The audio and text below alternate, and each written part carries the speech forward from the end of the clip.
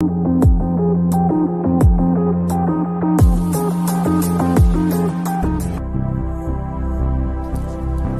to the paranormal and metaphysical world of Twilight Tonight. Host Dee Moonflyer grew up with very open-minded parents who had many experiences with UFOs and the paranormal. Because of her mom's insistence on exposing her to spiritual classes, meditation, and teachings of Edgar Cayce, Dee had a fascination and deep interest in the paranormal.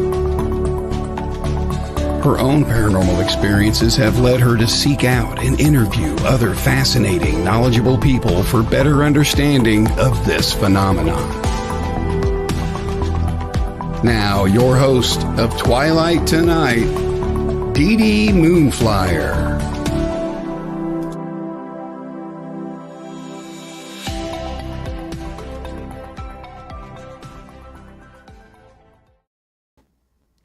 Happy Friday, everyone. Welcome to Twilight Tonight, the last show. Todd Bates is moving on to bigger and better things and spending more time with his family. I've been very blessed to work with Todd Bates, let me tell you. What a great guy. And tonight's another special night. It is Equinox on the 22nd and my amazing husband's birthday. So I'm so blessed. And tonight's guest is really phenomenal. It's Vicki Joy Anderson, and she wrote a very interesting book that I cannot wait to talk with her about. They Only Come at Night. I am really excited about this because it's about sleep paralysis. So welcome, Vicki Joy. Hi, hello. Vicki. Hi, thank you for, I'm doing great. Thank you so much for having me on. Thank you. I'm fascinated by sleep paralysis because I have suffered with sleep paralysis, especially in my 20s and off and on throughout my life where I couldn't move and the whole 9 yards. Now, I grew up Catholic and was raised with Edgar Cayce, his teachings and things like that. So I'm aware of like astral projection, getting closer to the stars, the whole 9 yards, and religious aspect of stuff as well. And what I find interesting about you is your combination of the ancestors and sleep paralysis and the three heavens, which kind of fascinated me a little bit. I couldn't dig deeper, but I wanted to ask you a couple questions before we get started. What is your fascination with sleep paralysis, and what brought all this on? Do you have sleep paralysis? Yeah, it definitely came to me. It was not anything I ever would have wished for. It started when I was very, very young. I have memories that go back to about 3 and 4, but circumstantial evidence. But I think it probably started much earlier, and I just don't have a memory of it. But anyway, yeah, it started very, very young. I think in my case, it was a combination of a lot of trauma and anxiety as a youth. I was raised in a wonderful home. It was stable. It was not dysfunctional. We were the church-going, Leave It to Beaver family. But I was having surgeries from 10 days old.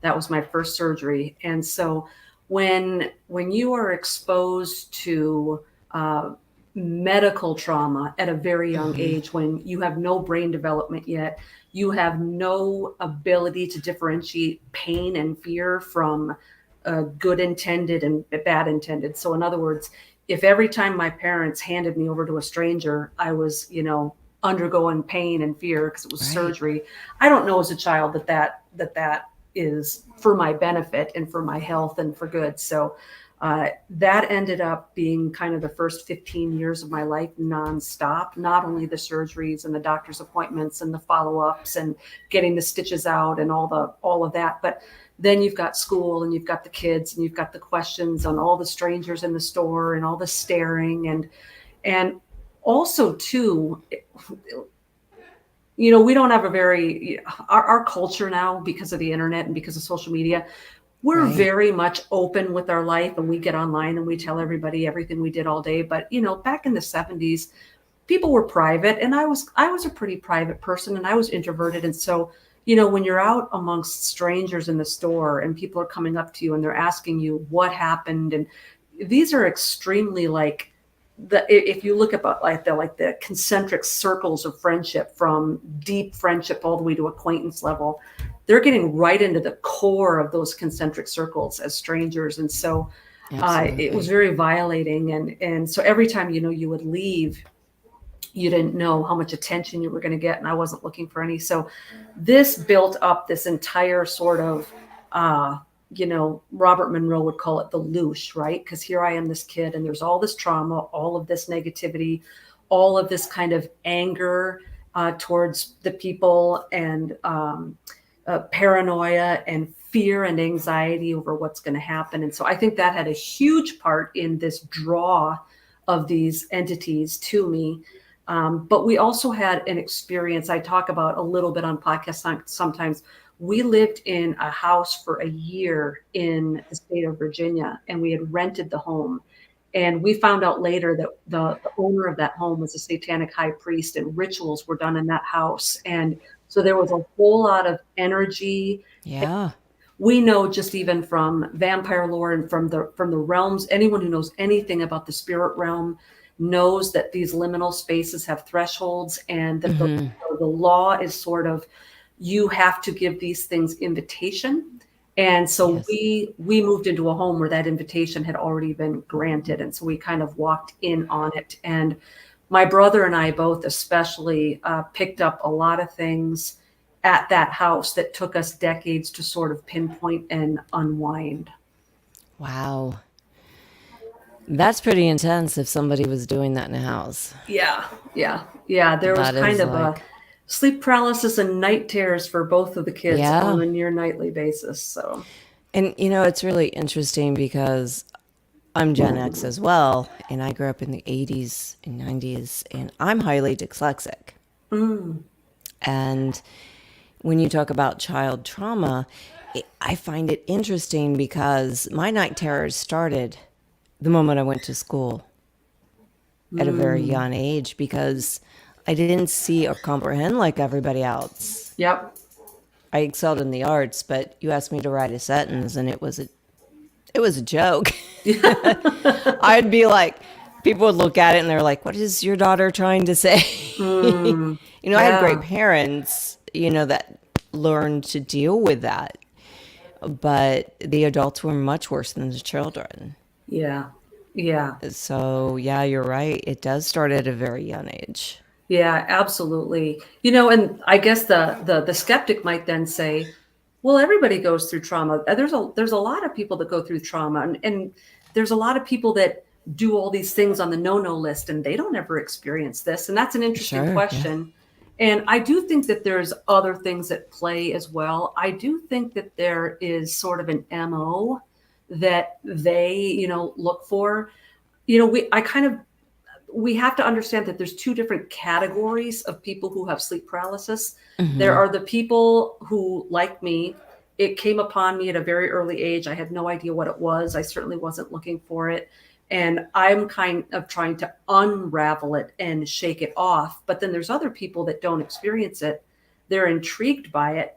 They understand that it is one of the entry levels into OBEs and astral projection. And so whether they like it or not, they're learning the craft, so to speak. And so you've got these two different groups. You've got the people that are, I want nothing to do with this. How did this happen? And then you've got the people like, I must master this, you know. And so are you sure? Yeah, exactly. So my book obviously is written to the former group of people. The people that are contacting me are the ones that are to the end of their mental and spiritual and emotional ropes, and they're tired, they're exhausted, they feel harassed, they feel targeted, and they can't get rid of it, and they can't get good sleep, and it's affecting their waking life, and they see it very much as a thing to be gotten rid of. And so that's the main thrust of my book. And so I just want to acknowledge that there are people out there that are seeking it out. And I don't want listeners to think that I have this idea that every single person out there views it through the same lens that I do, that this Right. is something to be avoided. That's just my personal take on it after 47 years of being at the receiving end of it and being sick to death of it. Right. And I think there's so many reasons for sleep paralysis. Explain to you what you talk about ancestry, and with our bloodlines, we all have ancestors. Like my ancestors were French and Native American, you know, and maybe even French from Romani. But what's really interesting is they were all bootleggers, alcoholics, hellraisers, card readers, and my grandfather read tea leaves constantly, and mediums in my both sides of my family. What I find interesting is, even though I don't do any of those things, obviously, I've been married for 35 years. I like a caretaker. I do all this stuff, hopefully in the right way. But we kind of take on our ancestry in what they've done. And you explain like sleep paralysis is that part of our ancestry? I think that it definitely can be, because sleep paralysis, it is a liminal space, so to speak. It is a time of the night during various phases of sleep when we're in those altered states of consciousness. And those altered states of consciousness can become areas where the veil is thin, and they do become these doorways. Okay. And it's fascinating. And for the Christians and the religious people that get all nervous about that, like that's all 100% evil. And there's actually some fascinating areas in scripture where God-fearing people, they weren't seeking it out, but they actually had these liminal space experiences. Solomon, when he prayed for wisdom, that was actually a dream, if you read the text carefully. Yeah. So Jehovah came to him in a dream, asked him, what do you want? I'll grant you this wish. And we know it was more than a dream, because that wish was granted in the physical realm. When he woke up, right. He was given the wisdom. Jacob's ladder, he was in the land of Luz with his head on a stone. And if you read history and Luz, they had Jupiter stones that they would lay upon to have these astral experiences.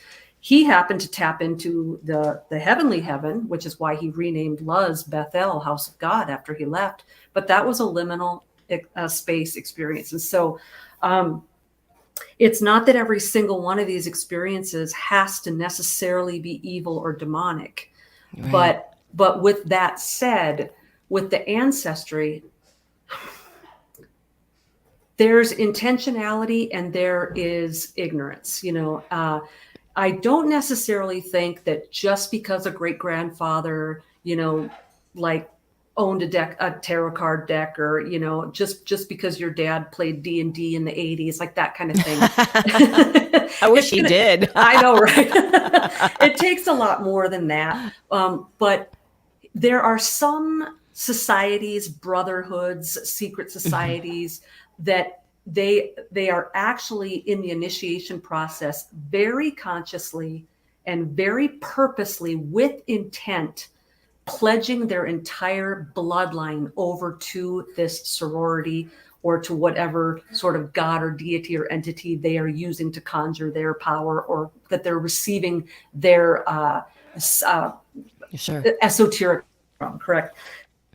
We're talking like Freemasonry and generational Satanism. I'm not talking about, there's a lot of people out there like in the occult that, they go around in their black nail polish and their, Megadeth t-shirts. Those are the posers. The real, I'm talking about the generational Satanists who have real power. These are like the followers right. of Thelema and Aleister Crowley, the ones who really can harness the spirit realm for their bidding.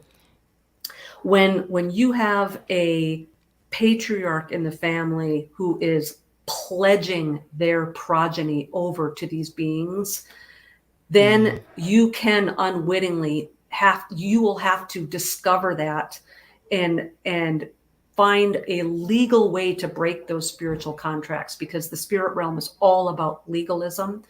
And they know all the rules, and they're banking on the fact that we're ignorant of the rules to kind of lure us in. And they have all sorts of breadcrumb trails, and they're kind of the proverbial bad guy with the van and the candy, like, here, kids, want some candy, right? And so the candy looks great, and you initially can get this piece of candy, and then by the time you find out you're trapped in the back of his van, it's a little too late. So there are the people that are intentionally doing that. They know exactly what they're doing. But then there are people that unintentionally open these doors. And one of the fascinating things that I think that I discovered in my research is in Ephesians 6:12, which is kind of like the be-all, end-all passage in Scripture that talks about these like enemies in the spirit realm. So we're talking about the bad guys and the lower vibrational beings, whatever your lingo is. And it in the scriptures, it talks about them being archons, which is the Greek word for like a high ranking fallen angel, principalities, powers, world forces of darkness, et cetera, et cetera. And so what's interesting there is one of the categories in that scripture is the world forces of darkness. It sounds very, Hollywood, right? But the Greek word there for darkness is scotia. And what's fascinating about it is if you go into the Greek Thayer's dictionary and you study the etymology of that Greek word scotia, darkness means what we would think it would mean in English, bad, evil, wicked, sinful, rebellious, whatever. But in the context of Ephesians 6:12, it actually has a caveat. And what it's basically saying is these principalities of darkness that live in the high places actually are able to perpetrate their violence and their deception against us because of two reasons. They're banking on the fact that human beings are ignorant of divine things, and they don't know their role and place or meaning in the terrestrial realm. So when you look at a lot of the agendas out there, political and educational and medical and spiritual and the various religions and the metaphysics, you do see that there are a lot of religions that really are ignorant of exactly what's going on behind the veil in the spirit realm, good and bad. And there's also a lot of agendas out there that are keeping human beings blind and ignorant as to what our purpose is down here on earth. And even in the Christian realm, the question you hear the most, what is the meaning of life? What is God's will for my life? That's kind of like the agnostic is what's the meaning of it all? Whereas the Christian version of it is what's the meaning of it for me? Like, why am I here? Like, this is painful. And we just get up every day and kind of, it's like Groundhog Day. Like, what is the purpose? Like, what is God's will in my life? Which is really just a more lofty, not quite as intellectually honest way of saying, what is the meaning of all of this? And our inability to really put our finger on that and come to a consensus as to what the purposes are is a big reason why we can get deceived by these lower vibrational spirit beings, because they know why we're here. And they're trying very hard to make sure we never figure it out, because then they'll be out of the equation and unnecessary, because they're here to help us find that, right? So they don't want to work they don't want to work themselves out of a job, right? So are we? We sure we even want them around sometimes. No. It's really interesting. And the one question I wanted to ask you, and I don't know if you've ever been asked this. Of course, I'm very into ufology. There's also a link to sleep paralysis and abductees, and I'm sure you've heard that. Yes. How do you feel about that? I'm in total agreement. Now, it's different agendas. There's different commanders in chief. There are different projects. Yeah. And they're targeting different people for different reasons. And here's my really silly layman's explanation, though I'm sure it's more complicated than this. The UFO agenda, from all of the stories that we've heard from experiencers, it seems to be some sort of a medical agenda. You hear about laboratories and hospital rooms and procedures, and then you get into pregnancies and cloning and all of that sort of a thing, and people being probed and whatnot. Sure, yeah. With sleep paralysis, which leads to astral projection, now you're getting into like the Helena Blavatskys and the H.P. Lovecrafts and the people who have been into the astral realm, and what happens when those people are abducted. And I can go into a little bit of detail as to why I think both experiences, UFO and sleep paralysis, are abduction scenarios. When the sleep paralysis people come back, they tend to be the astral for them, instead of a laboratory or a hospital sort of a scenario, it's more of a classroom. It's more of a grooming agenda where the worldview and the mindset and the understanding is being reshaped into a spirit realm version. And those people then are coming down, and that worldview is then, they're using their influence and their creative skills to teach the various seven sciences this new way of looking. It's a new lens. Let's look through planet Earth through the lens of the astral realm and how that affects philosophy and religion and literature and science and medicine. And a lot of our modern day textbook understanding of medicine, science, philosophy, psychiatry, literature, the arts come from highly influential people from the 18th and 19th century who got all of their ideas from ascended masters in the astral realm. So we, believe it or not, as stoic and Greek-minded and scientific method as we think we are on planet Earth, much of what we're being taught is extremely esoteric spiritual knowledge, because we're looking at this stuff through the lenses of these astral projectors who became authors and physicians and psychiatrists, et cetera, et cetera. So I think that the sleep paralysis agenda is more, the UFO agenda, I think they're the targets, the people that they're targeting are people of certain bloodlines, certain genetics, certain physical attributes. Whereas the people that are being targeted to be abducted into the astral realm are typically people with a particular type of personality. They're highly emotive. They're empathetic. They're usually very intelligent. They think and process and question things. They're usually very artistic or creative. They can write. They write poetry. They're filmmakers. They're painters. They're very artistic. They're very empathetic. And they're usually empathetic because they went through so much trauma themselves that they empathize when they see other people suffering. Yeah, I think and you see that same element if you want to go into like into all of the black ops and like the MK Ultra, or you look at the mind control programs used in the occult, trauma-based mind control. Why is trauma an element to that? And there's many reasons for that.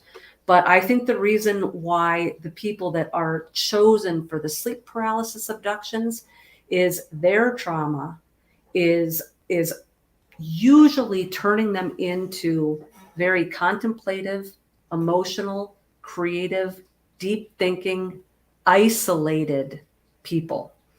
A lot of us are people that are kind of private and off onto our own, and it's a much easier to people are much more malleable and easier to influence and change if they are isolated or lonely, because they're more accessible and they're more contemplative. So it doesn't mean that that's the way it is 100% of the time, but a lot of the people that I've talked to, as well as myself, all of us who have had this sleep paralysis experience over the course of decades, there's people out there that have had it once or twice.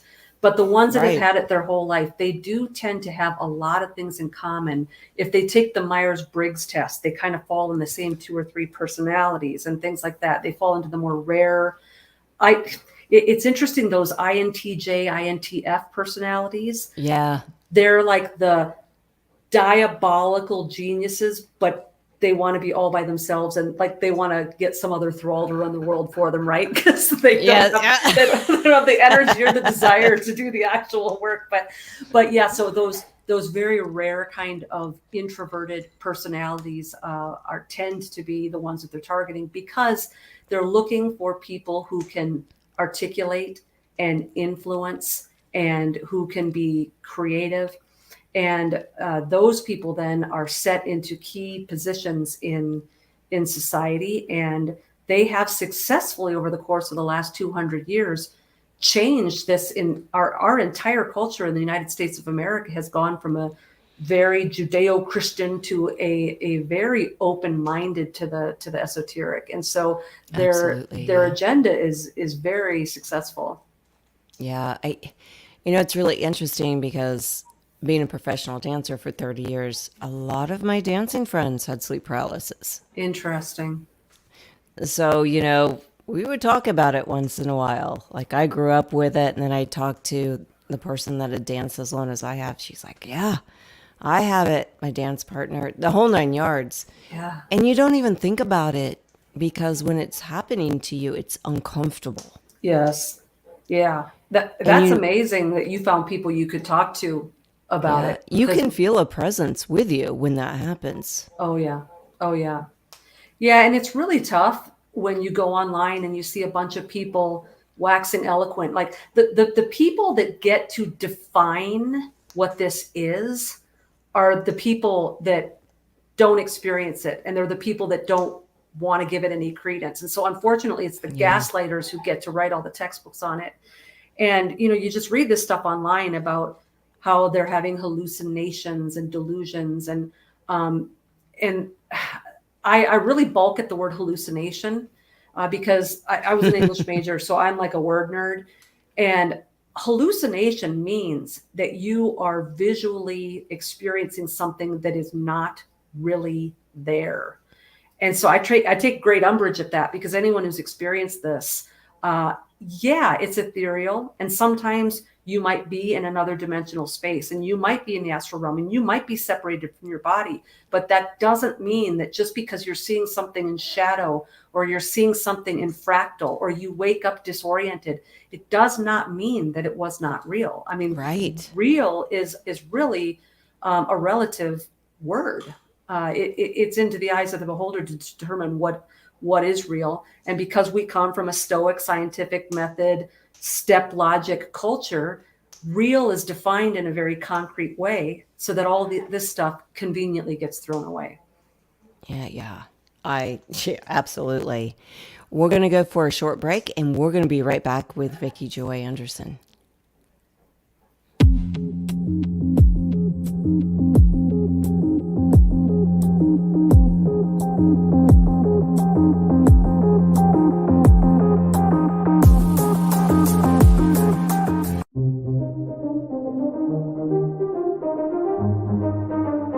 Looking for a unique paranormal experience? The Haunted Rock Island YMCA Paracon, October 7th, from 10 a.m. to 6 p.m. is just the event you're looking for. You will have the opportunity to investigate the Haunted Rock Island YMCA with ACG Paranormal. Visit with over 60 paranormal and metaphysical vendors from 8 or more states. And pre-order your t-shirts at dvinar@aol.com.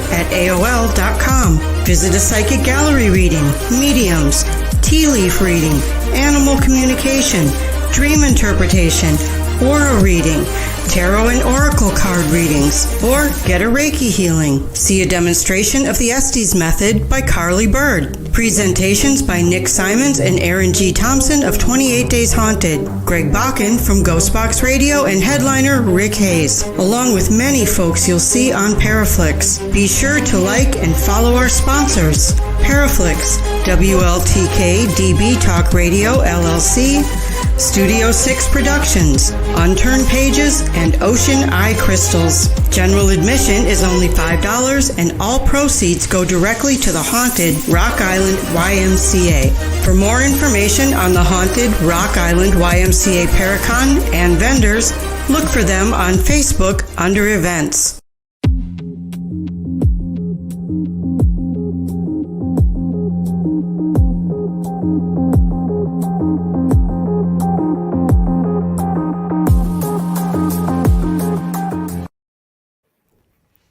Welcome back, everybody. I'm with Vicki Joy Anderson, and we're talking about sleep paralysis. So if you have any questions for Vicki, please let us know, because it's really interesting stuff here.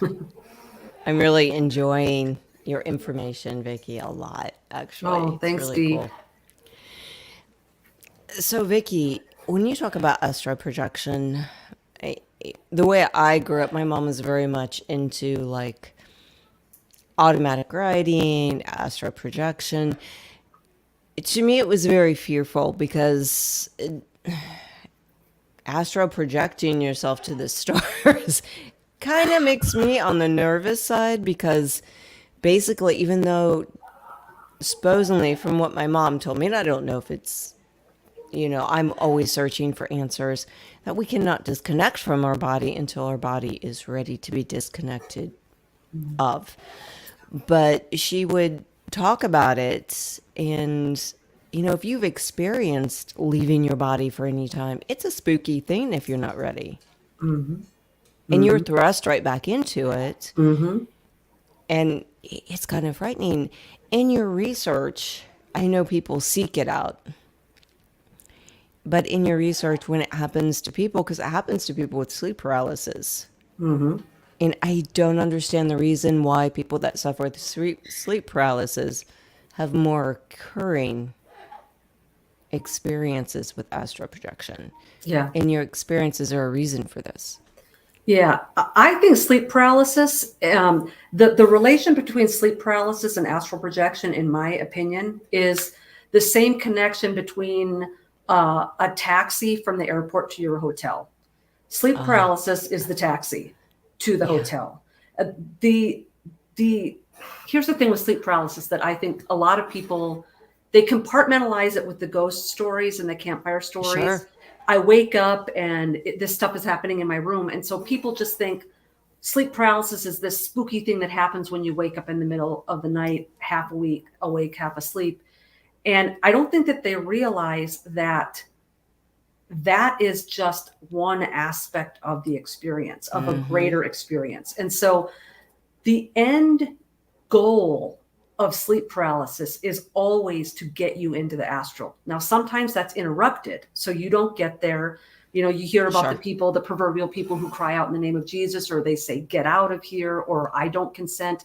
They have to have permission. These are vampiric entities. So if you don't give them invitation over the threshold, they cannot come. So anytime someone says, get out or leave me alone or go away or in Jesus' name, whatever your shtick is, because they're legalists, they have to follow that letter of the law. They have to go. So it can be interrupted. But that sleep paralysis experience, it's the taxi coming to pick you up. The astral Uber is coming to pick you up. And unless you interrupt that taxi ride, you will wind up in the astral. And where I think people have it a little bit backwards is we have this idea that with sleep paralysis, we are somehow going to use sleep paralysis to get into the astral. Or when we wake up in our room and we feel that pressure on our chest, or we see the shadow man by the door, that is the beginning of sleep paralysis. I think we have it completely backwards, and which makes sense because anytime we're in these altered states or these other dimensions, or you've got any sort of a psychedelic involved, there's confusion. People, sight and sound and location and everything is all off. We're disoriented. What I think is we're going back to the similarities with the UFO abductions. People who come back from UFO abduction experiences typically have no memory of anything that happened. Exactly. They're tipped off because of the missing time, right? Yes. It was noon and broad daylight, and now all of a sudden the sun has gone down, or I'm 100 miles down the road, or they've looked at the clock. The same thing is happening with sleep paralysis, but it's more covert because when we wake up in the morning and 6 to 8 hours have gone by, we never question that missing time because we think we know where we've been the whole time. So we're never going to question it. So when people wake up in their bed and they have this 5 to 10 minute sleep paralysis experience that feels like an eternity, but it's usually a few minutes. And if they're going to go and explain to someone their sleep paralysis story, that little 5-minute window of time is the beginning, middle, and end of their experience because that's all they remember.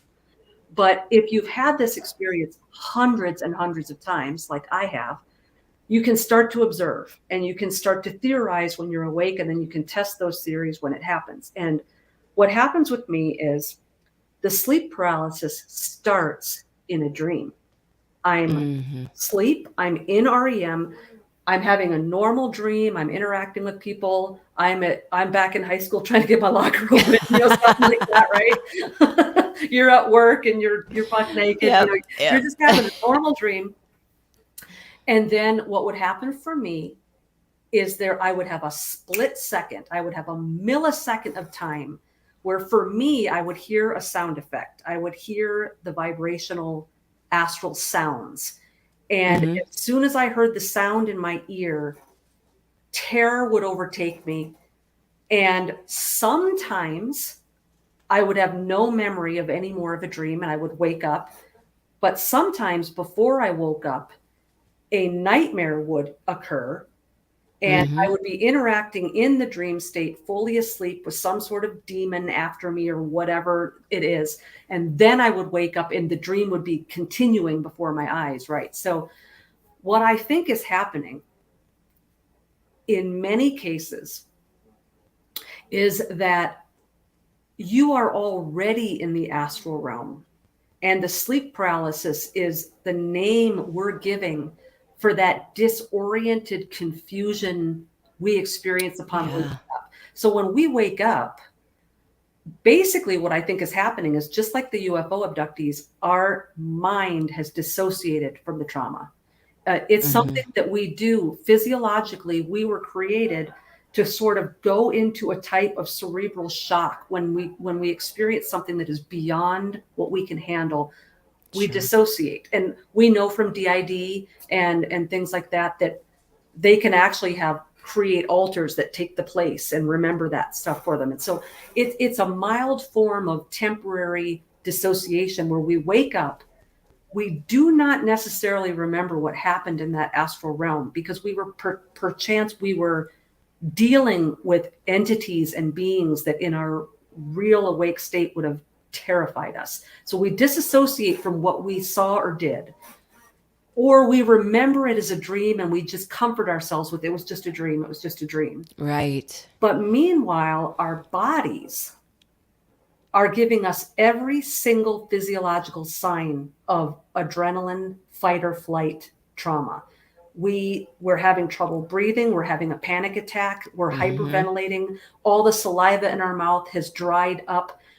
We're sweating profusely. We're soaking wet, like whatever it is. We're kicking.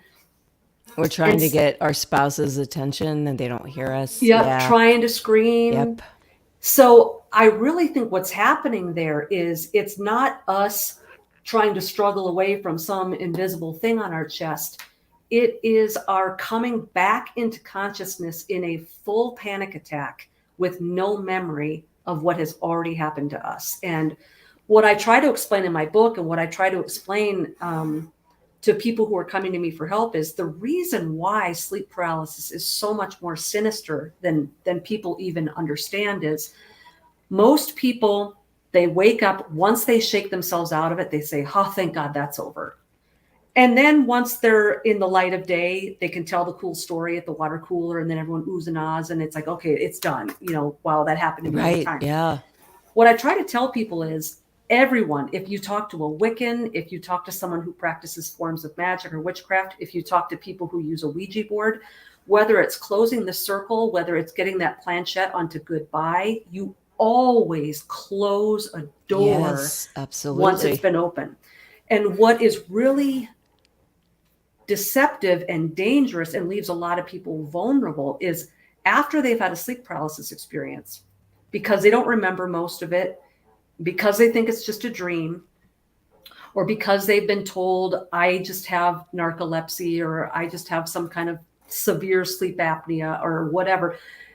No one takes the time once they've woken up to say goodbye or to close that circle.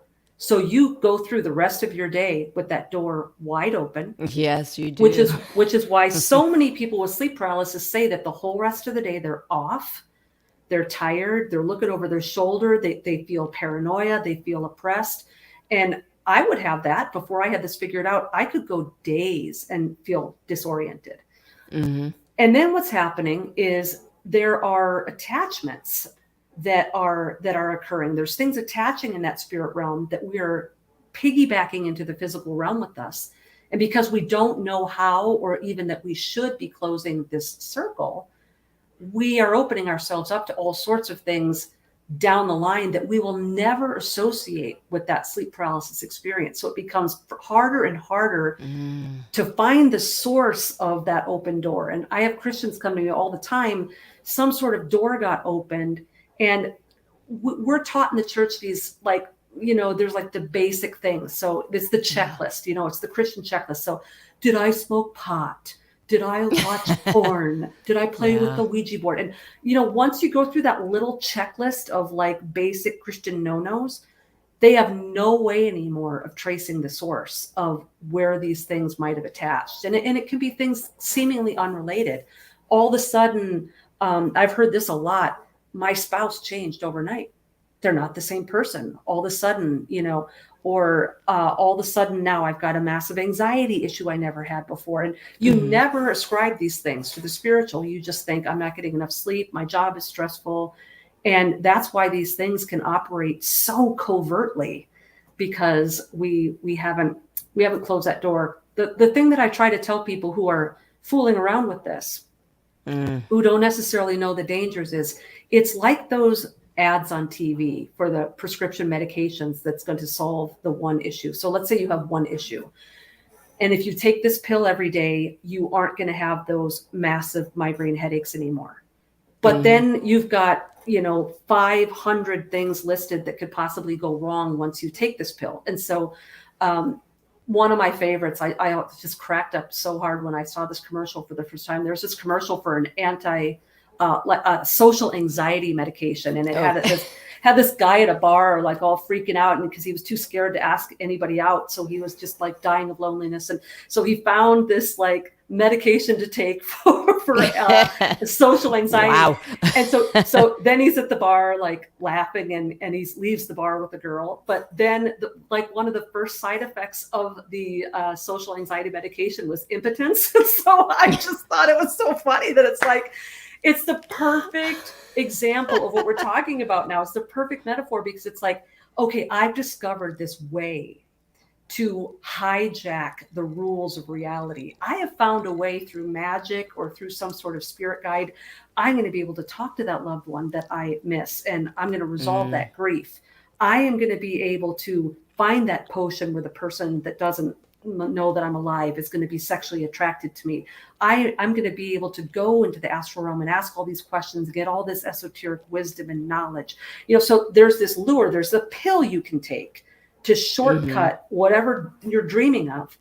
But what they don't tell you until you've taken the pill is, oh, here's the 500 spiritual attachment side effects that are going to manifest in your physical life now. And I call this the dirty little secret.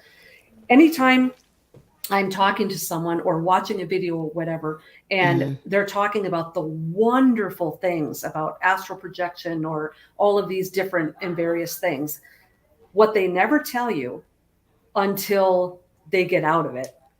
Once you see videos or you talk to people who came out of the New Age or, who became a Christian or whatever, then they will tell you that at the same time that they were doing all of this and getting all of this information and having all this power, they were having sleep paralysis. They were having night terrors. They were seeing paranormal activity in their home.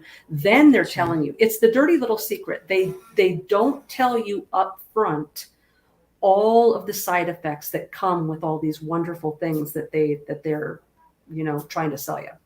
Yeah, sure. And I think, I was raised very openly where, activity was normal. My mom just called it nature. Which, was really interesting. So I never feared anything, but I find it super interesting when people are seeking out these things constantly. Yeah. And there was attachments and chaos. I always find that really interesting. It is. And, it's hard to explain this. I always tell people it's a joke. I know just enough to piss people off on both sides. You got the New Agers and Sure. then you've got the Christians, and like I can't make anybody happy with what I say. But I'm not trying to be divisive, and I'm not trying to be clever. I'm literally just saying from my own experience that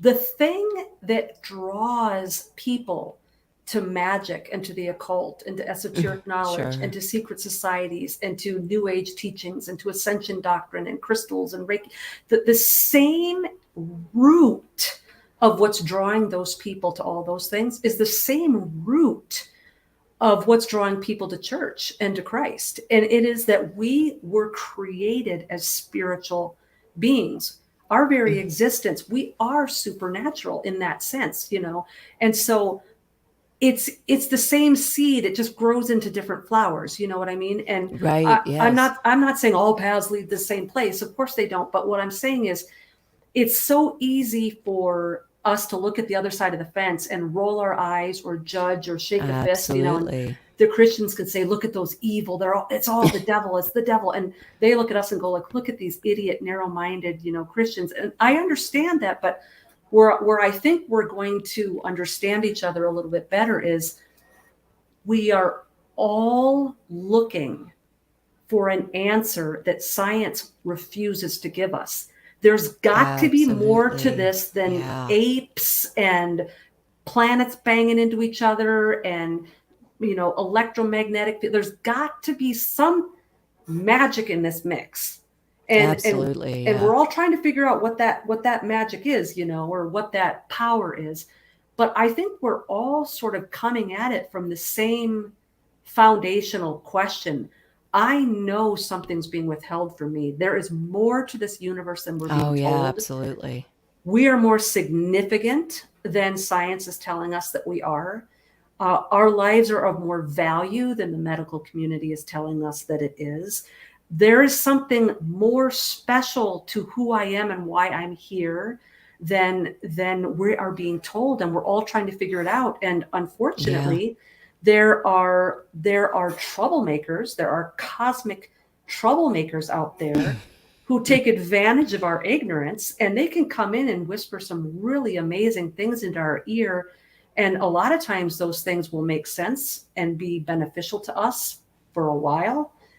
But then we realize, those breadcrumbs led into the woods, and now I'm lost. And that's where a lot of us are, even in the church. A lot of us, even through theology, I can tell you a number of people who got lost going to seminary. Things got too muddied. It got too complicated. And so I think a lot of us are in that place where we're stuck in the middle of the woods, and we have retraced our steps and we're going in circles. And I don't care what God you do or don't believe in. I think that's where a lot of us are. Yeah. It's almost like there are deceptions and there aren't deceptions. And which one leads us to the path? Because we all, as humans, have spiritual experiences. Yes. And none are less important than the other. And I think it's just really interesting. There's one book I read that actually scared me, The Deception of Gods and Men. And in the book, when you read it, it kind of gives you chills, like, really? That's a deception? And then you think about it, it's like, that's a deception. So if you're going to deceive somebody, you'd come back as some of the great religion, whether it be Buddhism, Christianity, paganism, you would come back or present yourself in that manner if you want to deceive somebody. Yeah. One thing that kind of gave me some comfort in a strange sort of way is, the path that I've been on in the last 8 to 10 years. My mom passed away in 2013. And when you go through grief like that, yes, your mind opens up to questions and concepts that you've never thought about before because they haven't been relevant. And one of the things that started happening to me is I wasn't questioning God.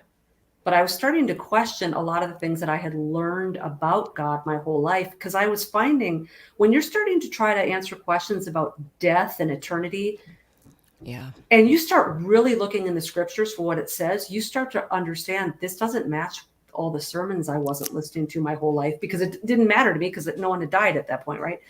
And so I started to realize how much of old Mithraistic and sun worship cults and New Age and Eastern mysticism is really highly influential on modern day Christian theology. I mean, there's a lot of garbage in the mix.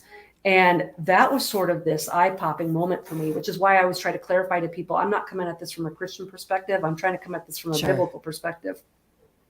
But where I'm going with all that is there's this obscure little passage in the New Testament after Jesus had died and he rose from the dead. And he meets up with some disciples on the road to Emmaus, and they don't recognize him. And they walk for miles and miles with the guy, and they don't even know it's Jesus. And they're like, oh man, our buddy just died and it's awful. And they don't even know it's him, right?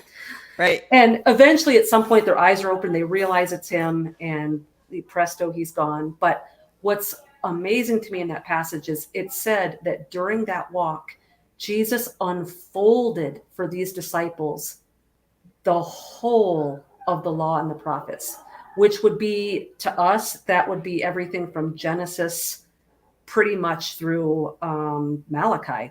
Pretty much the whole Old Testament is the law and the prophets. You know, you've got the Psalms and Ecclesiastes and things kind of thrown in there. But what that said to me is, even in the first century, which is now 2,000 plus years removed, even the Jewish people living in Jerusalem, going to the temple, learning from the sages who walked with Jesus, couldn't figure out until Jesus himself came down and explained to them. They didn't know what those passages really meant either. Their sages and their rabbis and their high priests were preaching just as much misinformation as we're getting today. And so the reason why I say I was strangely comforted by that is it's discouraging that we've all been messed up from the beginning, but it's not just a product of our generation. The liars and the scoundrels and the deceivers and the serpents, it's not just our generation. They've even back into the generation where Jesus walked among them, they still didn't get it. And so that's really what we're up against. And that's why I can say every single one of us to a degree is lost in the woods. You know, and some of us might have a compass or a fragment of a map or be a little bit smarter than the next person. I got a flashlight or whatever. But to the degree of how many facets to the diamond there are of reality, and we're looking at 1, 2, 3 of them, and we don't have all 50 some of them. We have this very one-dimensional bit of information. Absolutely, yeah. So to that degree, all of us can say, I'm a little bit lost in the woods.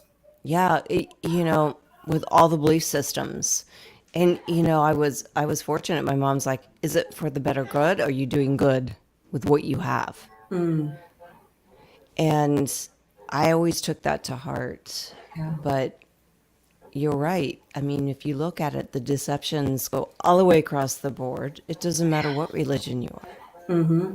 Yeah. Yes. They've all been tainted. Now, that doesn't mean we give up and we wash our hands of it or we start something new. It means we become even more determined to investigate and seek out truth.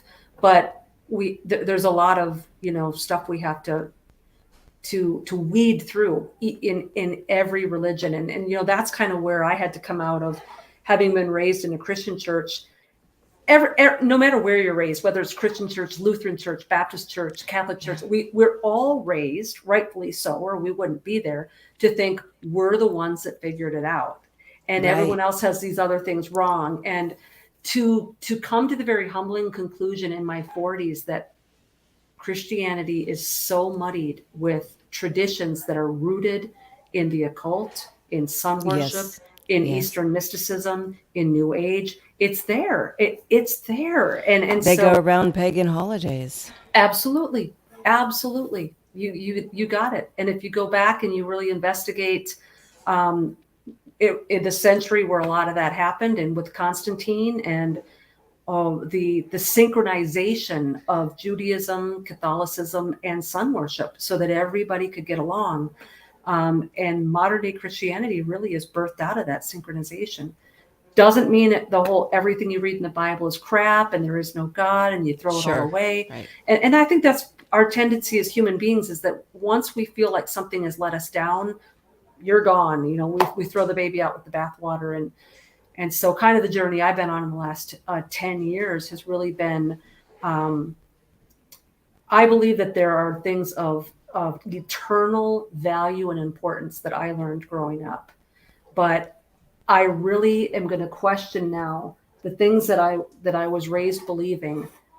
Where is it in the scripture? And if I can't find it, there are sacred cows that have to go to the meat market. Yeah, interesting. Do you ever, with all your experiences, have you seen any of the entities or beings that confront you? Because that's what I feel like sleep paralysis is sometimes. It's like, you know it's going to happen. You can feel it. And sometimes you slip right into it. You can't control it. And when you try to communicate, sometimes they will not communicate back. Yeah, absolutely. But you know they're there. Absolutely. And I am of the persuasion, just because invitation is so much of what they're looking for, invitation, and engaging in a thoughtful conversation with them is a form of invitation. I always say rebuke first, think about it, evaluate it, rebuke first, think about it later. Right. But right. I have never seen awake in my bedroom anything with my eyes other than the Hat Man. I did see the Hat Man wide awake one time on my brother's floor. Yeah. And it didn't scare me. I noticed it and I thought it was odd and I questioned it, but it didn't evoke a terror in me for some reason. All of my sleep paralysis experiences, which were utterly terrifying, I was very sure that it was one male entity, at least an entity with a male energy. And I could always tell where it was in the room and how close it was getting to me. I never saw it. Thank God. And I think where most of my interactions have been is within the dream world, in the astral.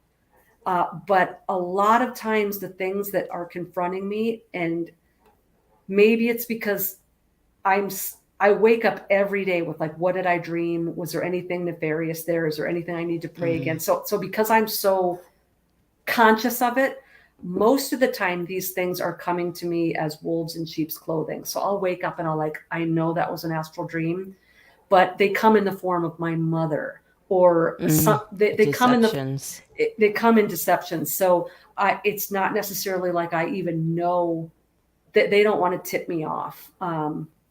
So I had a experience recently, I think it was last year, very clearly an astral realm experience. And I was staring at an empty throne room, like an empty throne, a Gothic throne.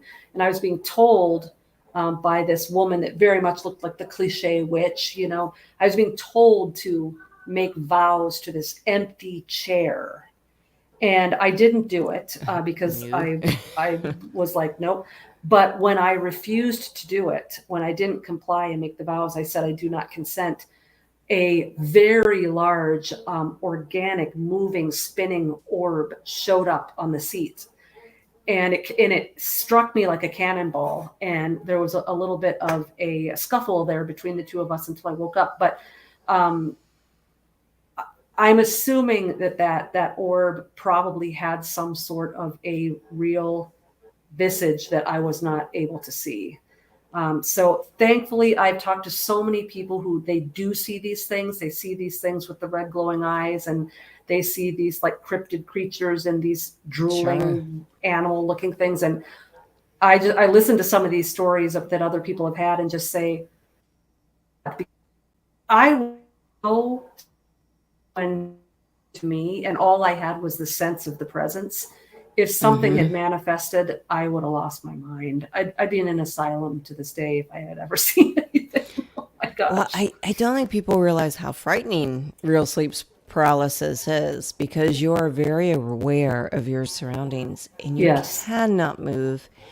And it almost feels, you can feel a presence. Mine always came through windows.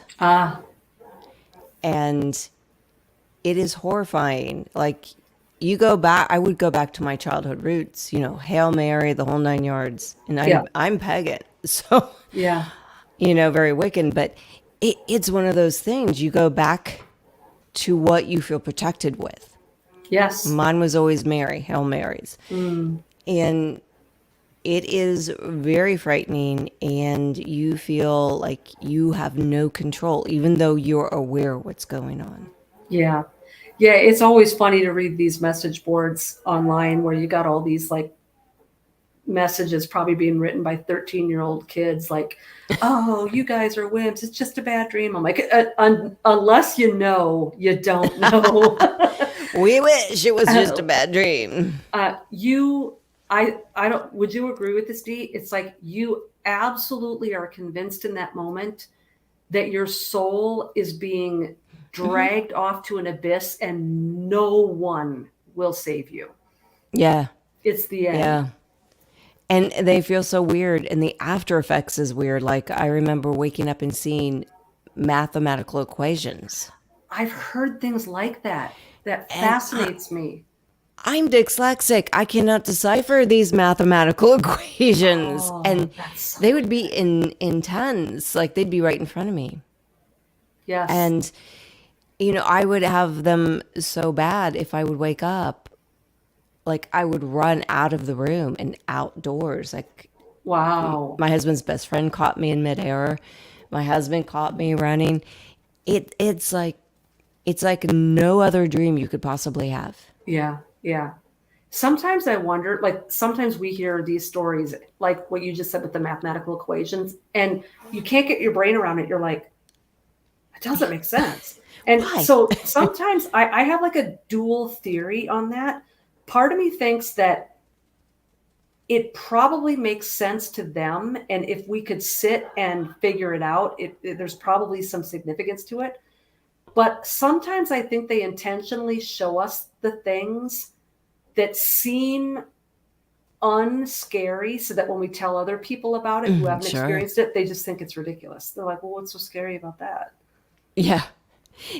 And I remember even saying or thinking, now, if you'd come to my husband because he loves math, he does physics for fun, he would understand what you were saying. Me, not a clue. Yeah. Like, where are these coming from? Why are they projected? And it would look like a 3D projection in my room as I was waking up. I'm like, what the? Yeah, I've had a couple of those too, and I've wondered, like, are they able to sort of hijack our visual cortex? Are they like hijacking that? Is it a third eye sort of a thing? That would make perfect sense to me. Especially if we're not really in our body at that point. If we are still physically asleep in our bed, because everyone's like, I'm awake, my eyes are open, all I can move are my eyes. But I've had experiences where I've had a sleep mask on when I've had sleep paralysis, and I don't see my room, and I don't see anything that would be in my room, but I also don't see just black. I see things like I've never seen before. So it's like they have some sort of ability to put a visual overlay into that visual cortex or something. Yeah, it's really interesting. The feeling is, with sleep paralysis, when I have had it, it's almost a feeling like I'm in my body, but not quite in my body. Yep. I'm in between. Yeah. Yep. It's like I don't want to leave, like I'm latching onto my body. Yeah. And when I tell people that, they're like, oh, it's a night terror. Okay. Well, this feels like a very different night terror to me. Yeah. Yeah. Well, and the thing with, oh, it's just a fill in the blank. You could say anything. Oh, it's just indigestion. Oh, you just had pizza before you can call it whatever you want. You can say, oh, it was just a picnic in the park. I'm telling you, you can call it whatever you want. Yeah. The experience is less terrifying because you've renamed it. Yeah, I know. It's not because I went out dancing all night in my 20s, kids. These were different. These would happen usually like when I didn't touch, when in your 20s, you go out, you have drinks and you dance and you do the whole gothic nightclub. These would happen when I was doing wholesome things, like watching a ballet or river dance in the 90s or Circle A, and then baking cookies before my husband got home from playing out all night. Watching Star Trek. So it was not a scripted thing. Right. Yeah, it's this idea that everybody, it's because you've, downed half a bottle of NyQuil or you dropped a shroom. Like you don't take it from me. You don't have to do anything when they come for you. They don't care how sober or non-sober you are. They can fully sober. They can work with that. And that makes me wonder how many people that are addicted become addicted because of stuff like this. Yeah, absolutely. And then it becomes sort of this self-fulfilling prophecy, because a lot of times even over-the-counter medication can make you susceptible, because it is altering brain chemistry to a degree, and it's messing with the dopamine levels and the melatonin. Sure, yeah. In fact, I'm not going to say I don't ever, but I rarely will even take like NyQuil or anything like that, because if you're in a sleep paralysis scenario, you want to wake up. And if you're, dead to the wind, you're not going to be able to shake yourself out of it. And it's funny, I used to say things like that, like, I'm not even going to take NyQuil. And people used to make fun of me for that. But now I'm sure you've seen, it's like this like massive popular hashtag on TikTok that kids are drinking Benadryl because they want to see the Hat Man. And it's like, see, I'm telling you, it doesn't have to be. See, what is wrong with people? I know. Because again, if you don't close the circle at the end of that ritual and things are attaching, long after you tell all your friends at school that you saw the Hat Man, that thing could follow you for 40 years. And growing up with the way my mom was, you do not want to open things you can't, like you said, you can't close. Yep. You don't want to invite things in. Things around us are natural, but you let them in too much. Yes. You're in trouble. Yep. There is a line you have to draw. I mean, there is that boundary. You let them into your boundary, there's a natural boundary there. Yeah, I totally agree. I talk a lot about this in chapter 4 of my book. It's called Threshold Covenants and Astral Vampires, or maybe it's the other way around. But what I think people don't understand is in the spirit realm, every communication or partnership between a spiritual being and a terrestrial being is a covenant, which is why in the Bible, God made a covenant with Abraham. He made a covenant with David. He made a covenant with Moses. He made a covenant with Noah, with the rainbow. He didn't just come down and talk to them. Like, he would make covenants with them. And that word is losing its meaning now, because the only kind of covenant we really know about is marriage, and people break that covenant all the time now. And so we don't understand that in the old days, if you broke a covenant, you'd be dead. Like you would shame your whole family, you'd commit suicide, or you would be shunned from the whole community. You didn't break a covenant. And what I think a lot of people don't realize is, because these are liminal spaces, there's a threshold. And when you're inviting these things over the threshold, whether you're communicating with it or what's your name? Are you here? What's your name? These are forms of invitation. Once they come over that threshold, that is a covenant.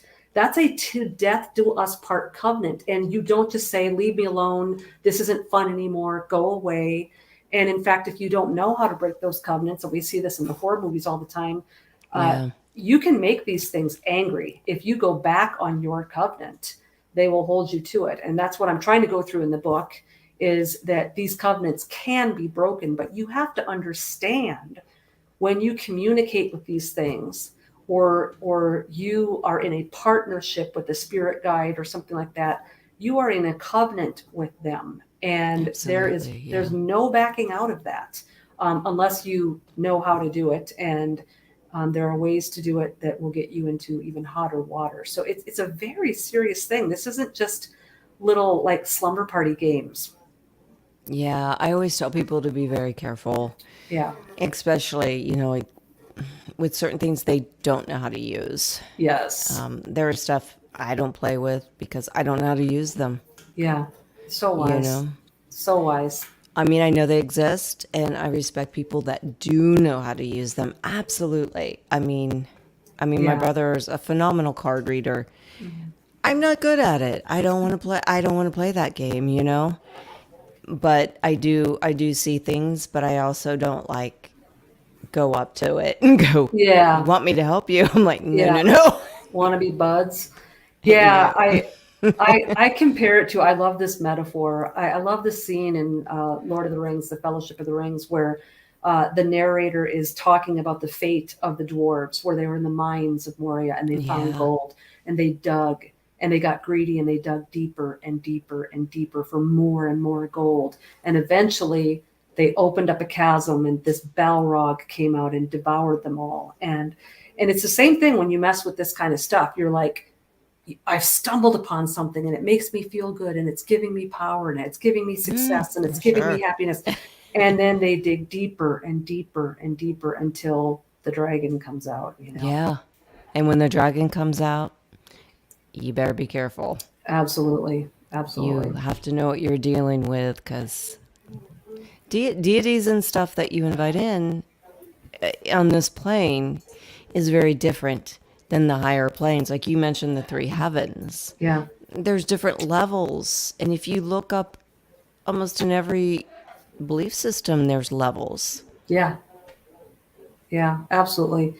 Yeah. Here's the good news and the bad news. The good news is this stuff's all real. All the stuff in the movies and the good news is we're not crazy. Yeah, we're not crazy. So the good news is there is more to the world than just this. It's real, but the bad news is it's real. Yeah. We got to respect. Earth elements are real, guys. Don't invite the fairies in if you don't want them to destroy your house. Absolutely. Amen. You keep them out. Oh, yeah, no kidding. Vicki Joy, it's been a pleasure. It You're has amazing. been. I'd love. Thank you so much for having me on. Man, I would love to have you on my podcast in the near future. Anytime, just ask. Yeah, I'll email you. You have a great weekend. Thank you. You Todd, too. Thank you. Thank you for all that you've done for everybody. I really appreciate you and the whole family of hosts. You guys are all great. Me and Maggie love y'all. Good night. The truth is here and now on WLTK-DB Talk Radio at WLTK-DB.com.